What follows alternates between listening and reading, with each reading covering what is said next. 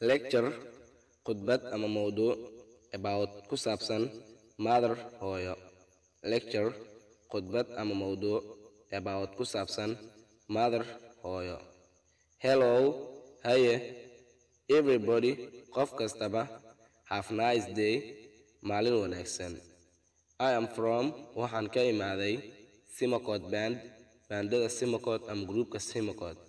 And this time, waqtigaanina ama xilligaanina, I want, waxaan rabaa, to say inaan dhaho something about ku saabsan the person, qofta, I love aan jeclahay, most badanaa, in the world, adduunka aan u jeclahay.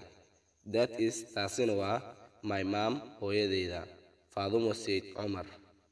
Who I came out, taasoo aan ka imaaday, from her stomach, caloosheeda, and drank, aana cabay, her milk, aanaheeda.